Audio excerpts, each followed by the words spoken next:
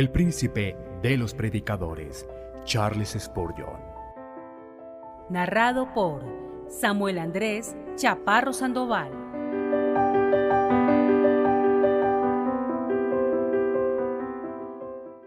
Las condiciones del poder en la oración. Sermón predicado la mañana del domingo 23 de marzo 1873 por Charles Haddon Spurgeon en el Tabernáculo Metropolitano, Newington, Londres. Y cualquiera cosa que pidiéremos la recibiremos de él, porque guardamos sus mandamientos y hacemos las cosas que son agradables delante de él. Y este es su mandamiento, que creamos en el nombre de su Hijo Jesucristo y nos amemos unos a otros como nos lo ha mandado. Y el que guarda sus mandamientos permanece en Dios y Dios en él.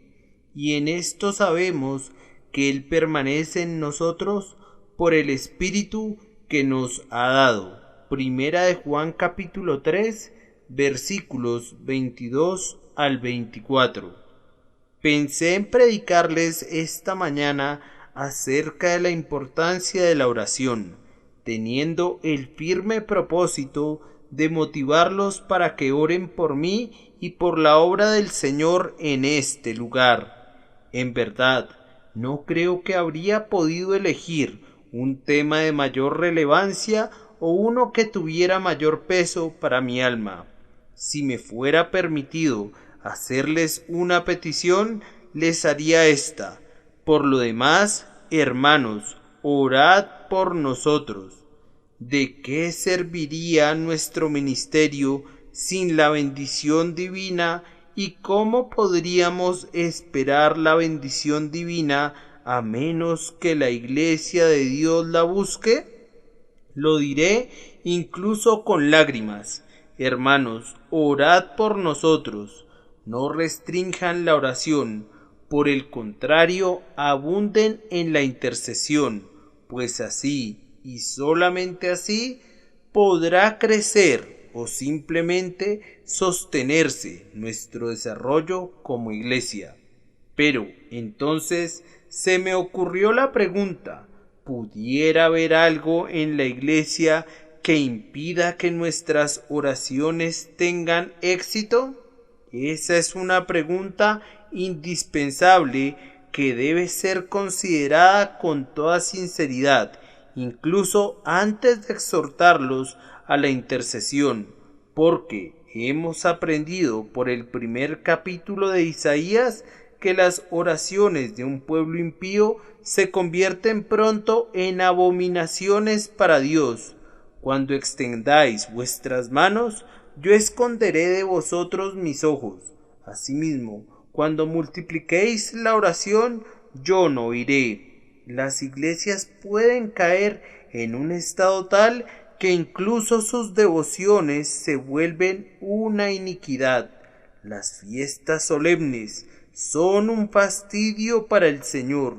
¿Podrían existir males en el corazón de cualquiera de nosotros que hicieran imposible que Dios, en consistencia con su propio carácter y sus atributos, prestara alguna consideración a nuestras intercesiones?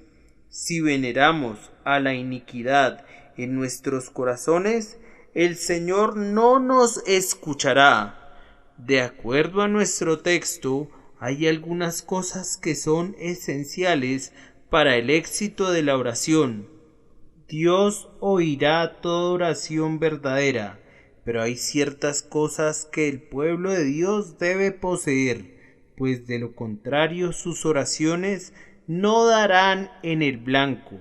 El texto nos dice: cualquier cosa que pidiéremos la recibiremos de él, porque guardamos sus mandamientos y hacemos las cosas que son agradables delante de él. Ahora, el día de hoy, el tema a considerar será los elementos esenciales para el poder en la oración, lo que debemos hacer, lo que debemos ser, lo que debemos tener si vamos a prevalecer habitualmente con Dios en la oración. Aprendamos cómo convertirnos en los Elías y Jacob. Primero, voy a considerar los elementos esenciales del poder en la oración. Debemos hacer unas cuantas distinciones de entrada. Entiendo que hay una gran diferencia entre la oración de un alma que está buscando misericordia y la oración de un hombre que ya es salvo. Yo le digo a cada persona presente, quien quiera que sea, que si busca sinceramente la misericordia de Dios por medio de Jesucristo, la tendrá. Cualquiera que hubiera sido tu condición previa de vida, si ahora buscas penitencialmente el rostro de Jehová, a través del mediador designado podrás encontrarlo. Si el Espíritu Santo te ha enseñado a orar, no lo dudes más. Apresúrate a la cruz y recibe el descanso en Jesús para tu alma culpable.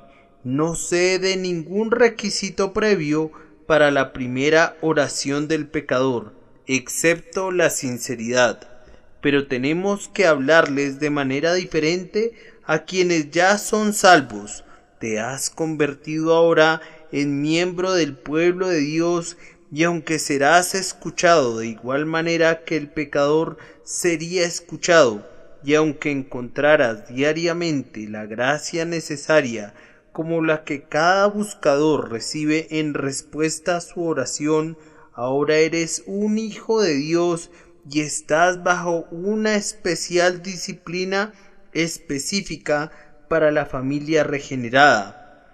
En esa disciplina, las respuestas a la oración ocupan una elevada posición y son de un uso eminente. Hay algo que el creyente debe gozar además de la salvación. Hay mercedes y bendiciones y consuelos y favores que hacen que su vida presente sea útil, feliz y honorable, pero estas cosas están íntimamente vinculadas a su carácter. No son elementos vitales en cuanto a la salvación.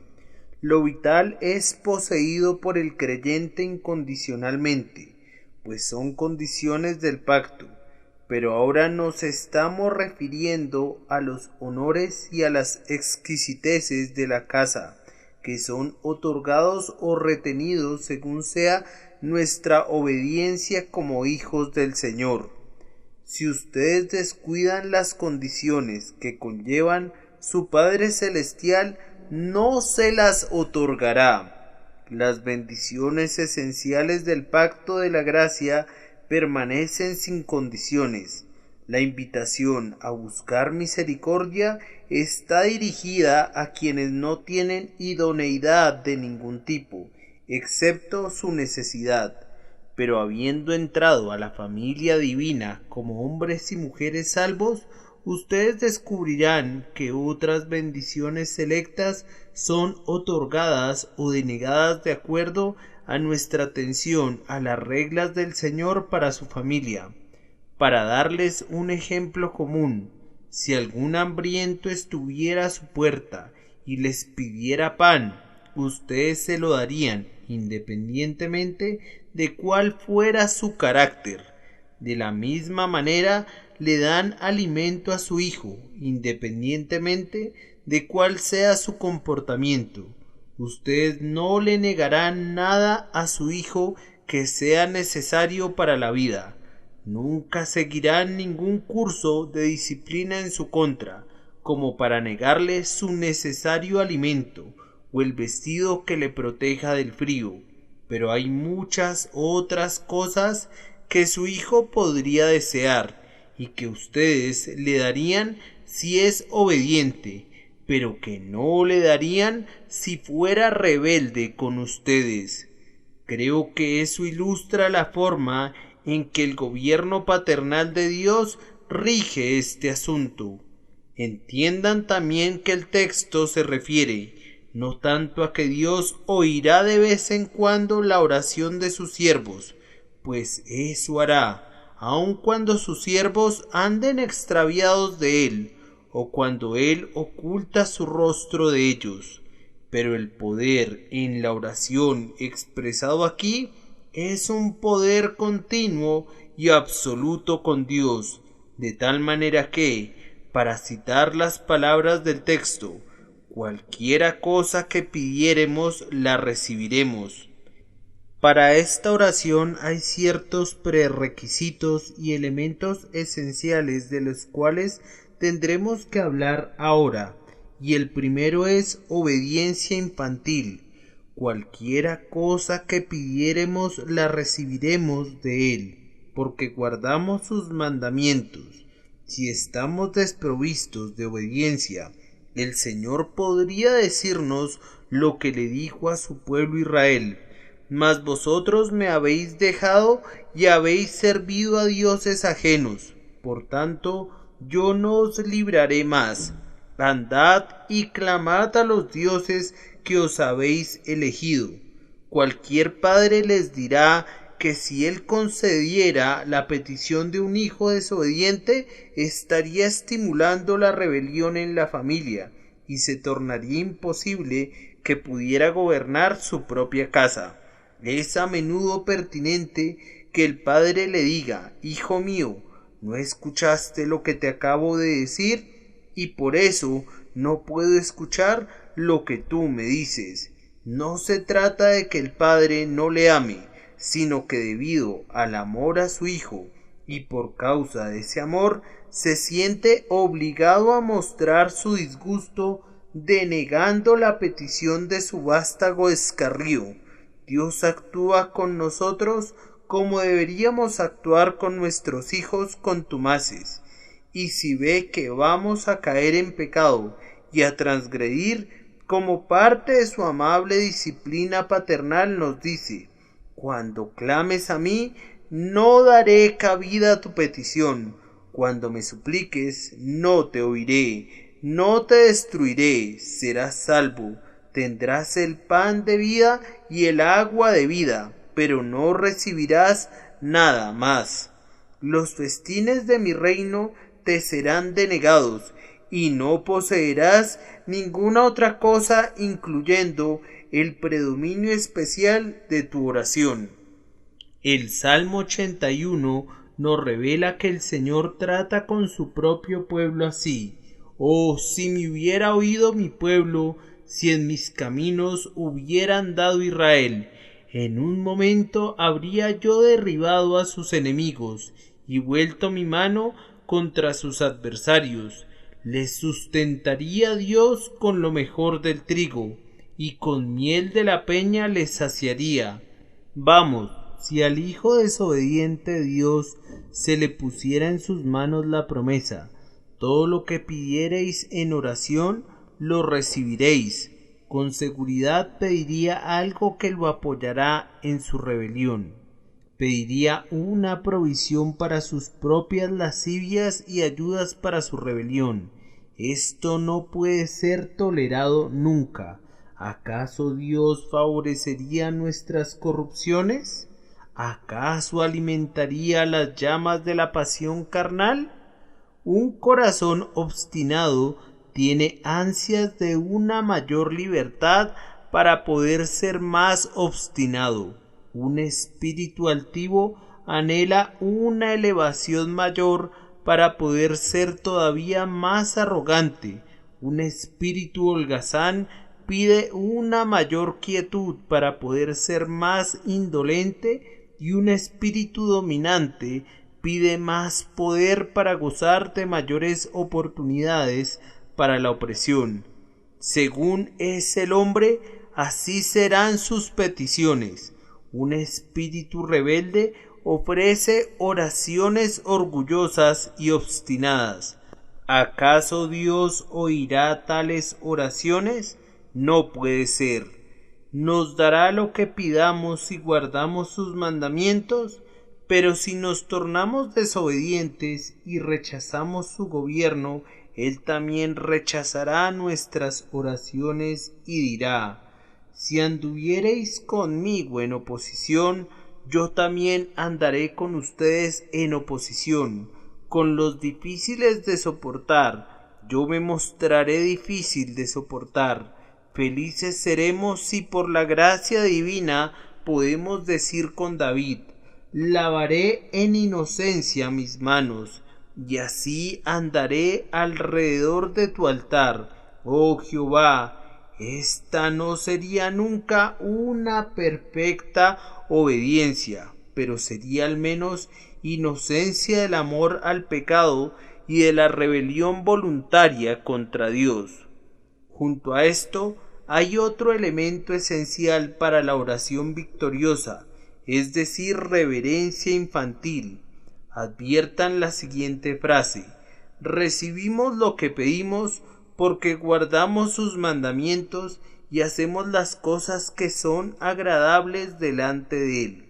Cuando los niños han recibido un mandamiento de su padre, no se les permite que cuestionen su validez o sabiduría. La obediencia termina donde comienza el cuestionamiento. El concepto que un hijo tiene de su deber no debe convertirse en la medida del derecho de mandar del padre. Los buenos hijos dicen: nuestro padre nos ha ordenado que hagamos tal y tal cosa, y por eso la haremos, pues siempre nos deleita agradarle. La razón más poderosa para la acción de un hijo amante es la persuasión que le agradará a sus padres, y el argumento más poderoso que puede utilizarse para detener a un hijo bondadoso es demostrarle que tal curso de acción disgustaría a sus padres. Precisamente lo mismo nos sucede con Dios, que es el Padre perfecto y por tanto, sin temor a equivocarnos, hacer siempre lo que le agrada es nuestra norma de lo que está bien, mientras que lo que le desagrada es con seguridad la regla de lo que es indebido. Supongan que cualquiera de nosotros fuera obstinado y dijera: no haré lo que agrada a Dios, sino haré lo que me agrada. Observen entonces cuál sería la naturaleza de las oraciones. Nuestras oraciones podrían resumirse en esta petición: hágase mi voluntad.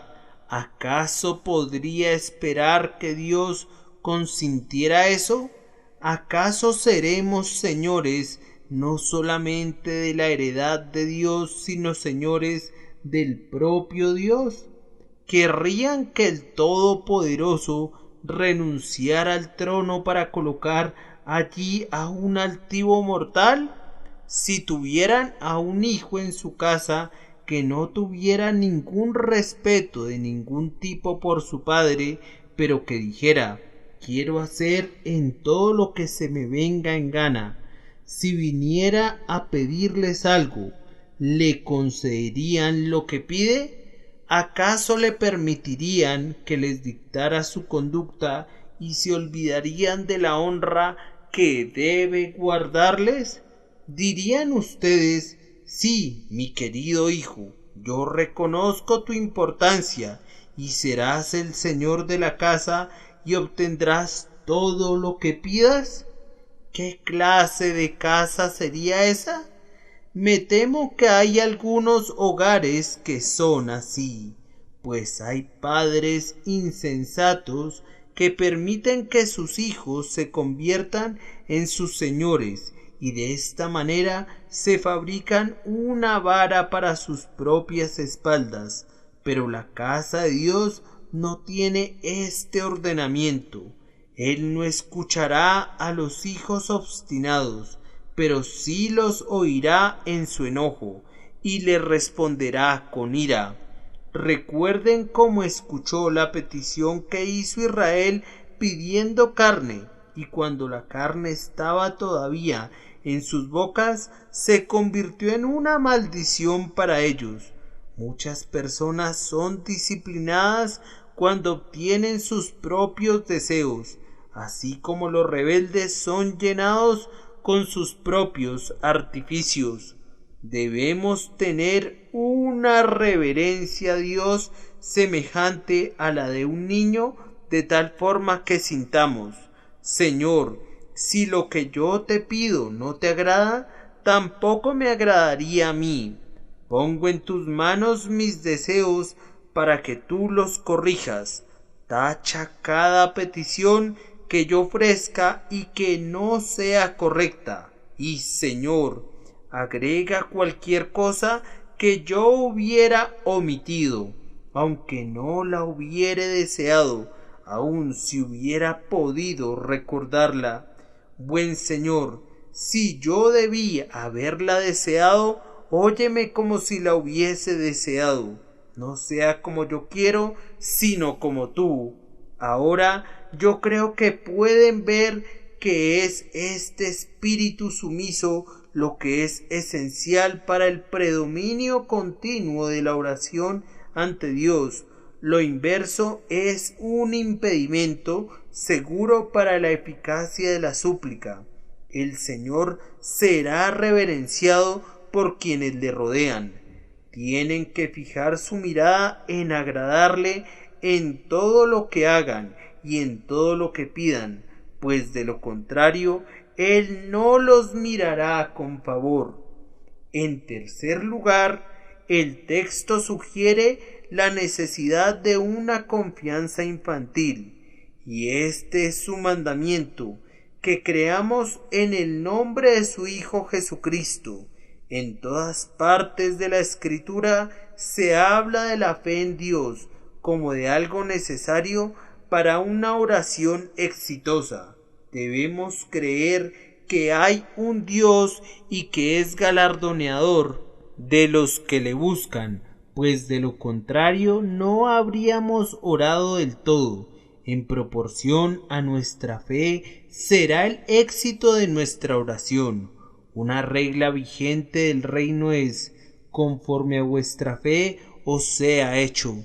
Recuerden cómo habla el Espíritu Santo por boca del apóstol Santiago: y si alguno de vosotros tiene falta de sabiduría, pídala a Dios, el cual da a todos abundantemente y sin reproche, y le será dada. Pero pida con fe, no dudando nada, porque el que duda es semejante a la onda del mar, que es arrastrada por el viento y echada de una parte a otra. No piense, pues, quien tal haga, que recibirá cosa alguna del Señor.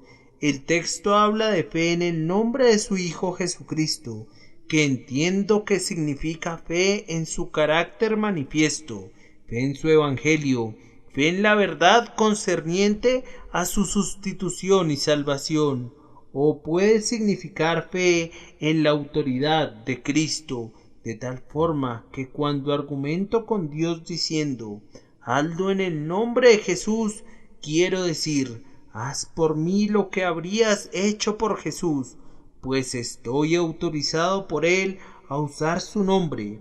Haz por mí lo que habrías hecho por Él. El que puede orar con fe en el nombre no puede fallar, pues el Señor Jesús ha dicho: y todo lo que pidiereis al Padre en mi nombre, lo haré. Pero tiene que haber fe, y si no hay fe, no podemos esperar ser escuchados. ¿Acaso no ven que es así? Vayamos nuevamente a nuestros símiles de familia. Supongan que un hijo de la casa no cree en la palabra de su padre y está diciendo constantemente que tiene su mente llena de dudas en relación a la veracidad de su padre. Supongan que en verdad les dice a sus hermanos y hermanas que su fe en su padre es muy débil. Menciona ese triste hecho y no le da vergüenza decir tal cosa, y más bien siente que deberían tenerle lástima, como si se tratase de una debilidad que no puede evitar. De alguna manera u otra no cree que su padre diga la verdad, y declara que, aunque procura creer en la promesa de su padre, no puede hacerlo. Yo pienso que un padre del que se desconfía tan ruinmente no tendría mucha prisa de conceder las peticiones de su hijo. Más bien es muy probable que las peticiones del desconfiado hijo no puedan ser cumplidas, aun si su padre estuviera anuente a hacerlo, pues equivaldría a galardonear su propia incredulidad y constituiría una deshonra para su padre. Por ejemplo, supongan que a este hijo se le metiera en la cabeza dudar que su padre fuera a proveer para su alimentación diaria. Podría entonces venir a su padre y decirle: Padre, dame suficiente dinero para que me dure por los siguientes 10 años, pues para entonces ya seré un hombre y seré capaz de mantenerme a mí mismo. Dame dinero para calmar mis temores, pues tengo gran ansiedad. El padre le respondería: Hijo mío, ¿por qué habría de hacer eso? Y recibe por respuesta: Lamento mucho decirlo, padre querido, pero no puedo confiar en ti. Mi fe en ti y en tu amor es tan débil que temo que uno de estos días vas a dejar que me muera de hambre, y por eso me gustaría contar con algo seguro en el banco. ¿Quién entre ustedes que es padre escucharía la petición de un hijo si le pidiera algo así? Ustedes se sentirían agraviados si pensamientos tan deshonrosos para ustedes atravesaran la mente de alguno de sus hijos queridos, pero no le darían nada y no querrían darle nada. Permítanme entonces aplicar la parábola a ustedes mismos. ¿Han ofrecido alguna vez peticiones que eran de la misma naturaleza? ¿Han sido incapaces de confiar en que Dios les dé su pan de cada día y por tanto han estado ansiando eso que ustedes llaman alguna provisión para el futuro? Necesitan un abastecedor más confiable que la providencia, una seguridad mayor que la promesa de Dios. Son incapaces de confiar en la palabra de su Padre Celestial, y unos cuantos bonos de un gobierno extranjero medio en la ruina son considerados por ustedes como algo mucho más confiable. ¿Pueden confiar en el sultán de Turquía o en el virrey de Egipto, pero no en el Dios de toda la tierra? De mil maneras insultamos al Señor cuando imaginamos que las cosas que se ven son más sustanciales que la omnipotencia invisible. Le pedimos a Dios que nos dé de inmediato lo que no requerimos al presente, y tal vez no necesitemos nunca. En el fondo, la razón para tales deseos puede ser encontrada en una ignominiosa desconfianza para con Él, que nos lleva a imaginar que requerimos de grandes provisiones para asegurar nuestra existencia. Hermanos, ¿no son culpables de esto? ¿Acaso esperan que el Señor ayude e instigue su necedad? ¿Acaso Dios favorecerá su desconfianza? Les dará montones de oro corruptible y de plata que hurtan los ladrones, y baúles de vestidos que servirán de alimento a la polilla. ¿Quisieran que el Señor actuara como si admitiera la validez de sus sospechas y reconociera su infidelidad? Dios no lo quiera. Por tanto, no esperen ser escuchados cuando su oración sea sugerida por un corazón incrédulo. Encomienda a Jehová tu camino y confía en Él, y Él hará. El siguiente elemento esencial para un éxito continuado en la oración es un amor infantil. Que creamos en el nombre de su Hijo Jesucristo y nos amemos unos a otros como nos lo ha mandado. Lo mismo que se dice de Dios: Dios es amor. Se puede decir del cristianismo: el cristianismo es amor. Si cada uno de nosotros fuera una encarnación del amor, habríamos alcanzado la semejanza completa con Cristo. Debemos abundar en amor a Dios, amor a Cristo, amor a la Iglesia, amor a los pecadores y amor a los hombres en todas partes. Cuando un hombre no tiene amor a Dios, está en la condición de un hijo que no siente amor por su padre. ¿Acaso prometerá su padre cumplir absolutamente todos los deseos de un corazón desamorado y carente de amor filial? O si un hijo no tiene amor por sus hermanos y hermanas, ¿le confiará el padre una promesa absoluta diciéndole: pedid y se os dará? Vamos, el hijo desamorado empobrecería a la familia entera por sus exigencias egoístas, sin importarle todo el resto de las personas de la casa. Solo se cuidaría de entregarse a sus propias pasiones. Su petición antes de mucho tiempo sería: Padre, dame toda la herencia, o Padre, gobierna el hogar según mi conveniencia, y haz que todos mis hermanos se sometan a mis deseos. Envanecido por su apariencia personal, como Absalón, que estaba orgulloso de su cabello, pronto querría apoderarse del reino.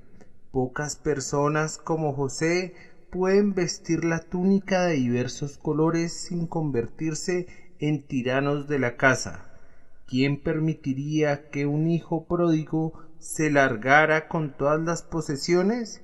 ¿Quién sería tan necio como para instalar en el sitio de honor a un hermano dominante y codicioso por encima de sus hermanos? Por esto pueden ustedes ver que no se les puede confiar el poder de la oración al egoísmo. A los espíritus desamorados que no aman a Dios ni a los hombres, no se les pueden confiar las grandes, amplias e ilimitadas promesas. Debemos amar a Dios para que nos escuche, y debemos amar a nuestro prójimo, pues cuando amamos a Dios no oramos por nada que deshonre a Dios, y no deseamos ver que se nos otorgue nada que no fuera también una bendición para nuestros hermanos. Nuestros corazones latirán sinceramente para Dios y para sus criaturas, y no estaremos arropados en nosotros mismos. Deben deshacerse del egoísmo antes de que Dios les confíe las llaves del cielo. Pero cuando el ego esté muerto, entonces Él les habilitará para que abran la cerradura de los tesoros y, como príncipes, tendrán poder con Dios y prevalecerán. Además de esto, debemos tener también costumbres infantiles. Lean el siguiente versículo: el que guarda sus mandamientos permanece en Dios y Dios en él. Uno de los modos de ser infantiles es amar su hogar. El buen niño, cuyas peticiones siempre son oídas por su padre, no ama tanto ningún otro lugar como la vieja casa donde viven sus padres. Ahora, se dice que el que ama y guarda los mandamientos de Dios permanece en él. Ha convertido al Señor en su lugar de habitación y mora en santa familiaridad con Dios. En él se cumplen las palabras de nuestro Señor: si permanecéis en mí y mis palabras permanecen en vosotros, pedid todo lo que queréis y os será hecho. La fe y el amor, como dos alas querúbicas, han transportado al corazón del creyente por encima del mundo y lo han depositado cerca del trono de Dios. Se ha vuelto semejante a Dios y ahora sus oraciones son de tal naturaleza que Dios las responde. Pero mientras no sea conformado de esta manera a la mente divina, tiene que haber algún límite a la potencia de sus súplicas. Permanecer en Dios es necesario para el poder con Dios.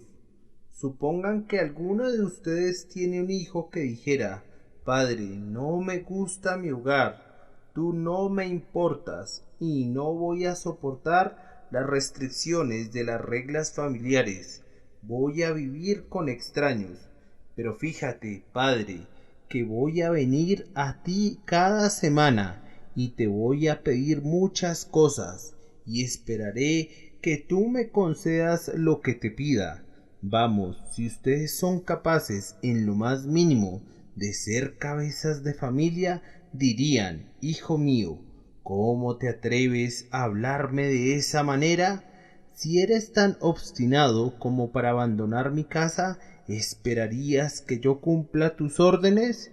Si tú me desearías completamente, ¿esperarías que yo te apoye en tu cruel malignidad y perversa insubordinación? No, hijo mío, si no permaneces conmigo y no me reconoces como un padre, no te puedo prometer nada.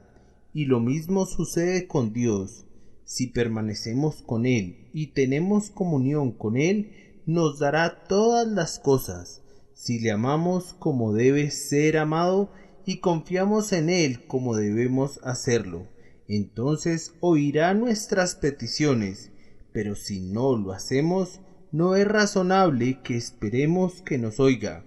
Sería una afrenta para el carácter divino si Él cumpliera los deseos perversos y satisfaciera los caprichos malvados.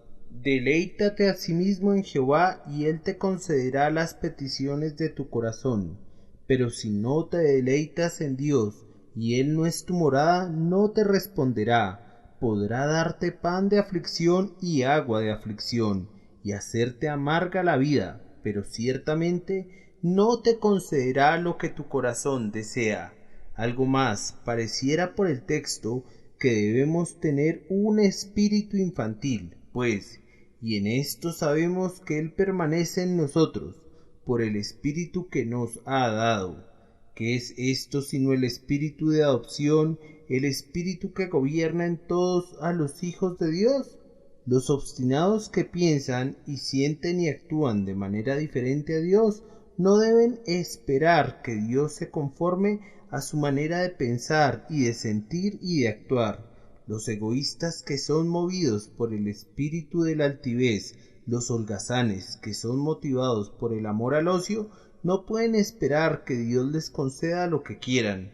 Si el Espíritu Santo gobierna en nosotros, subordinará nuestra naturaleza a su propia influencia, y entonces las oraciones que brotan de nuestros corazones renovados estarán de conformidad con la voluntad de Dios, y tales oraciones serán naturalmente escuchadas.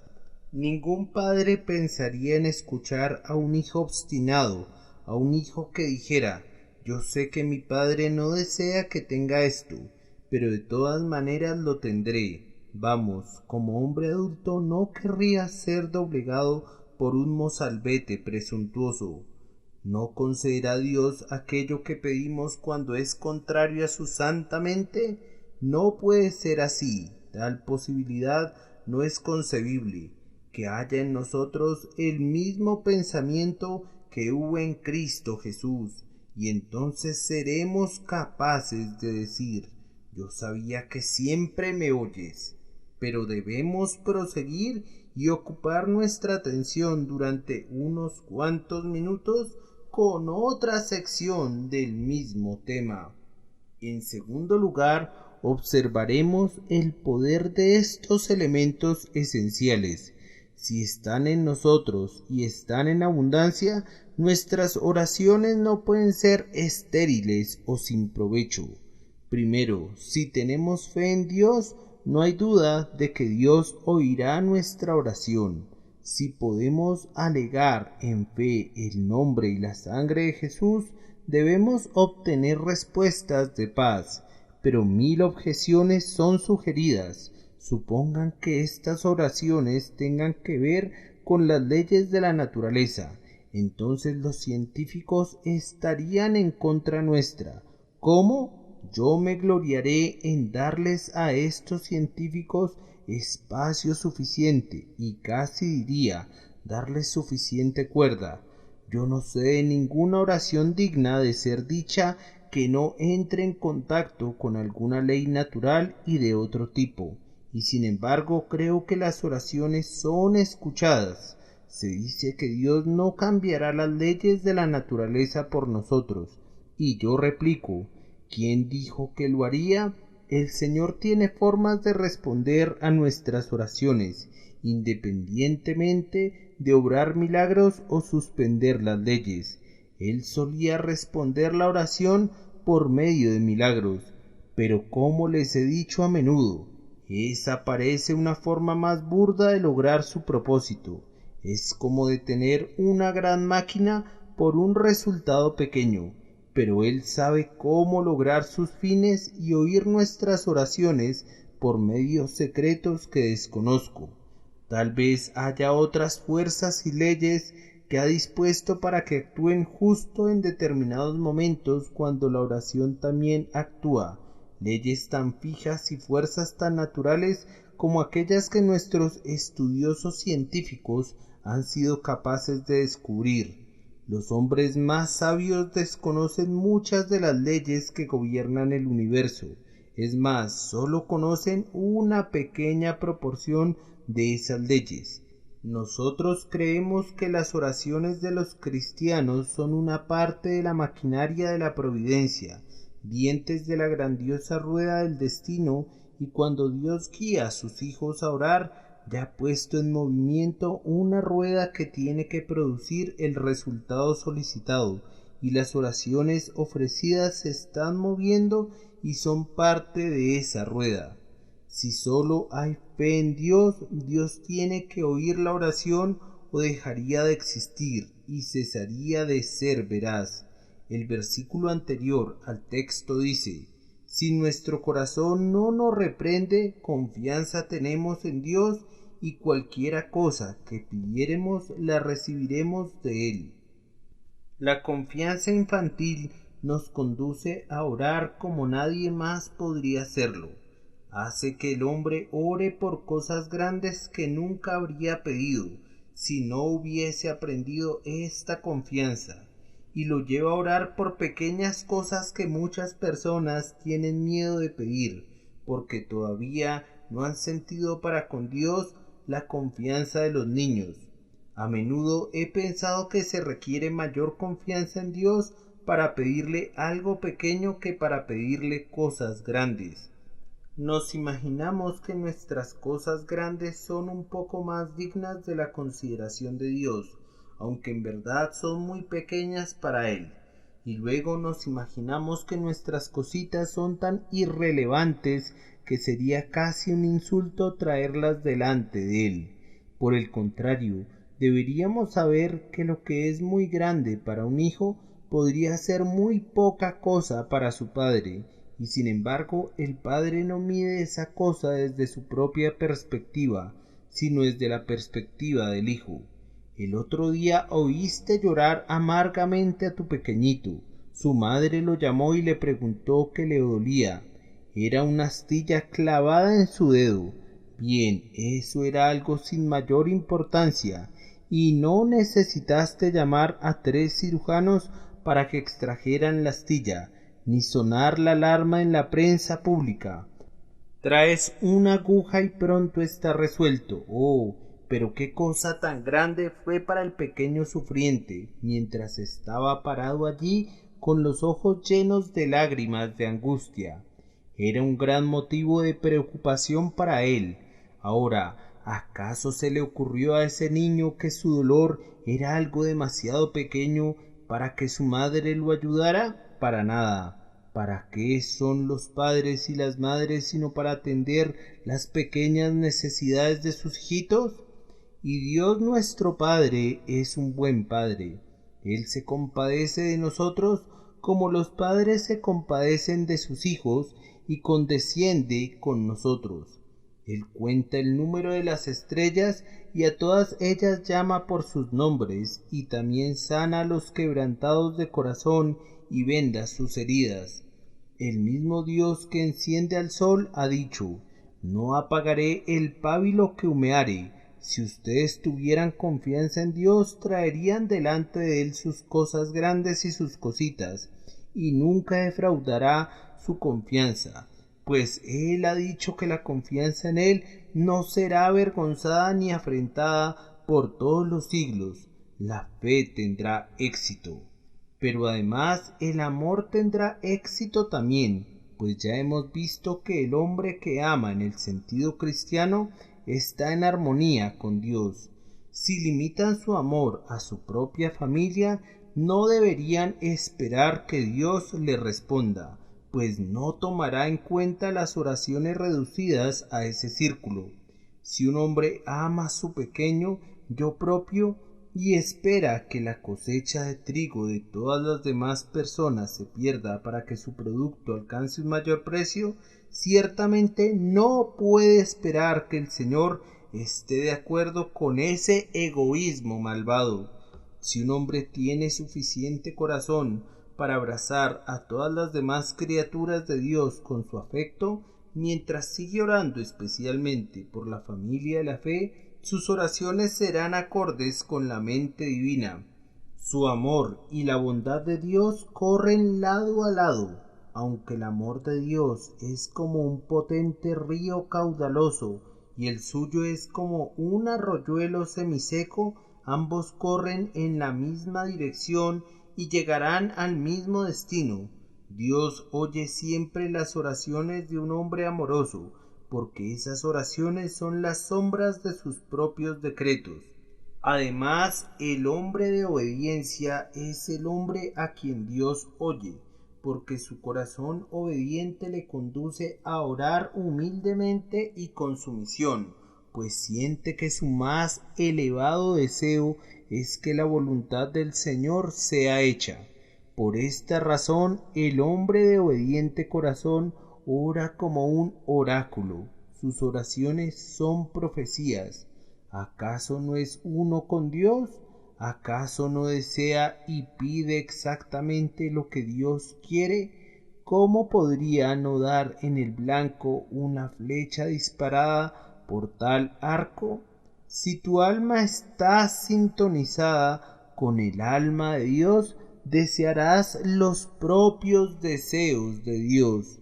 La dificultad radica en que no nos mantenemos, como dice la expresión, en rapport con Dios, en una relación con Dios, pero si lo hiciéramos, entonces tocaríamos la misma nota que toca Dios, y aunque la suya sonaría como trueno y la nuestra como un susurro, sin embargo, habría una perfecta concordancia. La nota tocada por la oración en la tierra coincidiría con la nota emitida por los decretos del cielo. Además, el hombre que vive en comunión con Dios tendrá con seguridad éxito en la oración, porque si permanece en Dios y Dios en él, deseará lo que Dios desea. El creyente que está en comunión con el Señor desea el bien del hombre, y lo mismo hace Dios. Desea la gloria de Cristo, y lo mismo desea Dios. Desea la prosperidad de la Iglesia, y lo mismo desea Dios. Desea ser él mismo un modelo de santidad, y Dios también lo desea.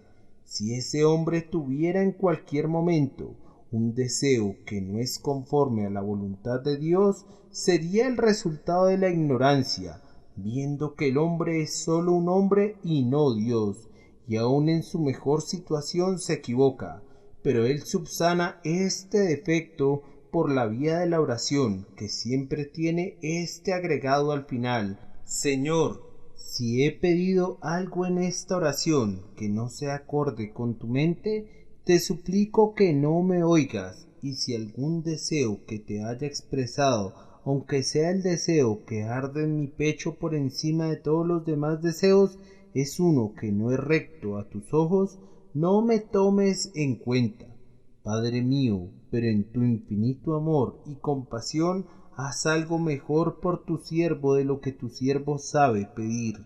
Ahora, cuando una oración es expresada así, ¿cómo podría fallar? El Señor mira por las ventanas del cielo y ve esa oración que se dirige a él, justo como Noé vio a la paloma que regresaba al arca y extiende su mano a esa oración, y como Noé introdujo la paloma al arca, así el Señor acerca esa oración y la recibe en su propio pecho y le dice: tú saliste de mi pecho y te doy la bienvenida de regreso a mí. Mi espíritu te inspiró y por tanto te voy a responder. Y aquí también debemos decirlo. Nuestro texto habla del hombre cristiano como siendo lleno del Espíritu Santo, y en esto sabemos que Él permanece en nosotros por el Espíritu que nos ha dado. ¿Quién conoce la mente de un hombre sino el Espíritu de ese hombre? Así, ¿quién conoce las cosas de Dios sino el Espíritu de Dios? Y si el Espíritu de Dios permanece en nosotros, entonces nos hace saber cuál es la mente de Dios, hace intercesión en los santos de acuerdo a la voluntad de Dios. Algunas veces existe la creencia que los hombres que prevalecen en la oración pueden pedir lo que quieran, pero yo puedo garantizarles que cualquiera de ellos les diría que ese no es el caso. Podrías acercarte a ese hombre y pedirle que orara por ti, pero no puede prometerte que lo hará. Hay extrañas limitaciones para tales hombres. Cuando sienten, no saben cómo o por qué, no pueden orar eficaces oraciones fervientes en ciertos casos, aunque desearían poder hacerlo, como Pablo cuando intentaba ir a Bitinia y el Espíritu no se lo permitió.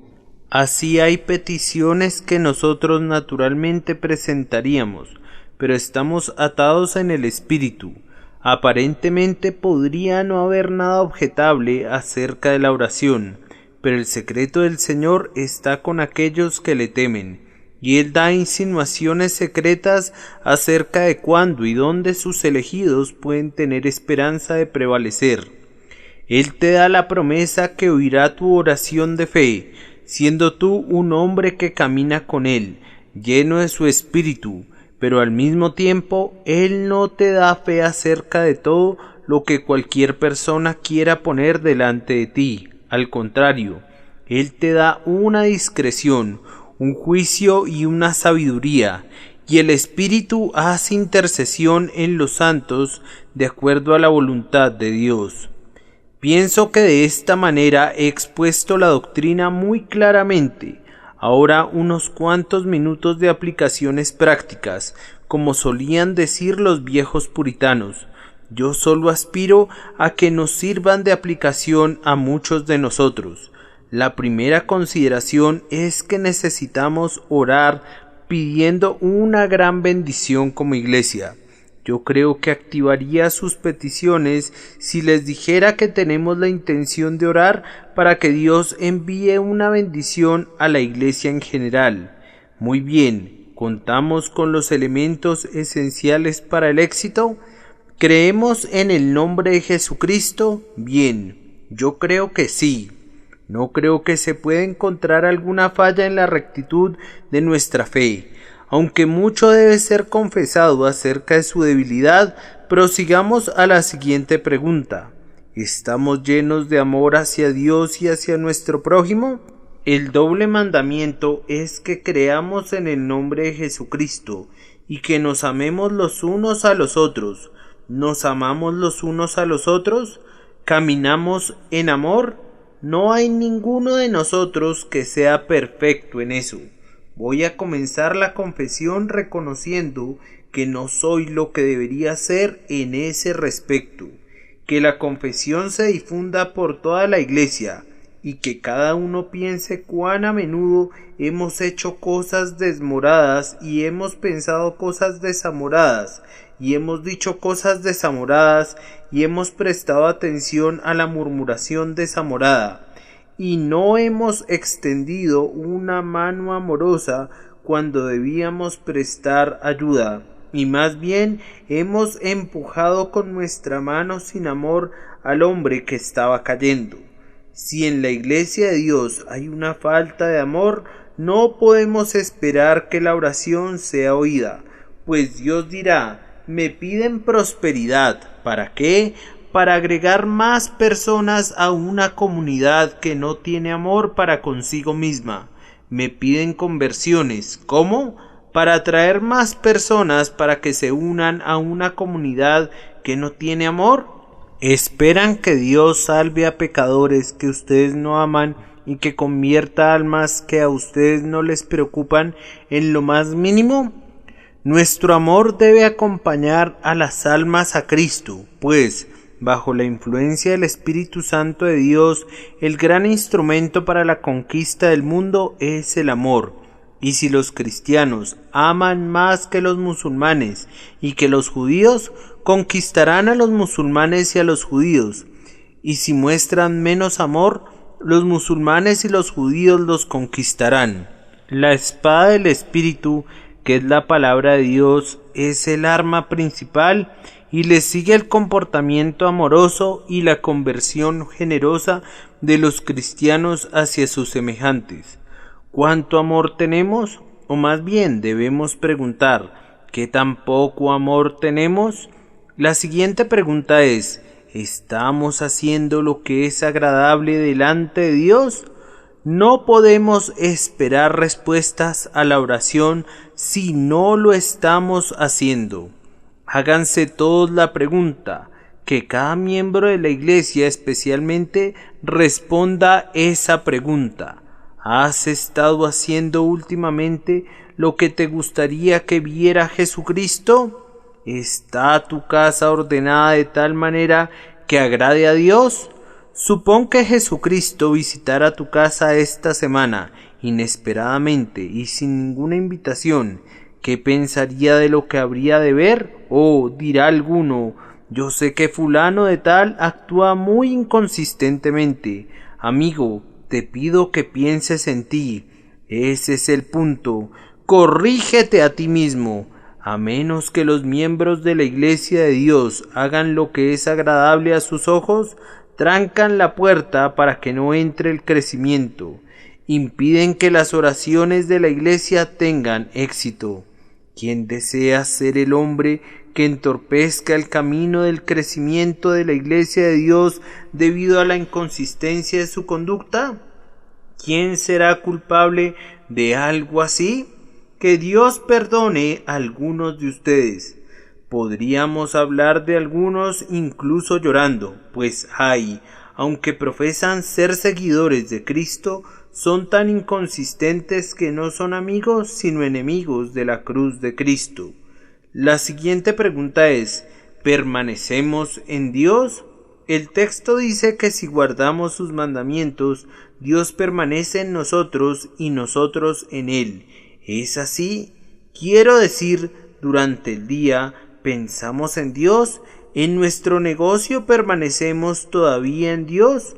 Un cristiano no es alguien que corra a Dios en la mañana y otra vez por la noche, y lo use como un abrigo y como un suplente, como acostumbra hacerlo la gente con un arco o un pórtico, al que corren para protegerse de un aguacero, sino que debemos permanecer en Dios y vivir en Él, desde la salida del sol hasta el ocaso, haciéndolo el objeto de nuestra meditación y caminando como delante de Él, sintiendo siempre, tú eres Dios que ve. ¿Qué sucede con ustedes, queridos amigos? Que la pregunta circule de banca en banca y de corazón en corazón, y de mente en mente, que cada uno responda por sí mismo. Por último, ¿nos mueve a actuar el Espíritu de Dios o se trata de otro espíritu? Esperamos en Dios diciendo, Señor, que tu Espíritu me diga qué decir en este caso y qué hacer, gobierna mi juicio, subyuga mis pasiones, mantén abatidos mis bajos impulsos, y que tu Espíritu me guíe, Señor. Sé para mí mejor que yo mismo, sé alma y vida para mí, y en el triple reino de mi espíritu, alma y cuerpo, buen Señor, sé tú supremo Señor, para que en cada providencia de mi naturaleza tu ley pueda ser erigida y tu voluntad obedecida. Si todos fuéramos de esta mente, tendríamos una iglesia poderosa, pero entre nosotros hay una multitud de toda clase de gentes, una multitud de toda clase de gentes que salió de Egipto, que caen las concupiscencias. El mal siempre comienza con ellos. Que el Señor nos salve como iglesia de perder su presencia. La multitud de toda clase de gentes debe estar con nosotros para probarnos, pues el Señor ha dicho: dejad crecer juntamente lo uno y lo otro hasta la siega. Y si intentamos erradicar la cizaña, también estaríamos arrancando el trigo. Sin embargo, de cualquier forma, pidamos al Señor que fortalezca el trigo más que la cizaña. Una de dos cosas siempre sucede en una iglesia. Una es que el trigo ahogue a la cizaña, o que la cizaña ahogue al trigo. Que Dios nos conceda que el trigo domine a la cizaña en nuestro caso. Que Dios conceda gracia a sus siervos para que sean lo suficientemente fuertes para vencer al mal que le rodea y, habiendo hecho todo, que sean para la alabanza de la gloria de su gracia, que también nos ha hecho aceptos en el amado. Que el Señor les bendiga y esté con ustedes para siempre. Amén y amén. Porción de la escritura leída antes del sermón: Primera de Juan capítulo 3, Isaías capítulo 1, versículos 10 al 20.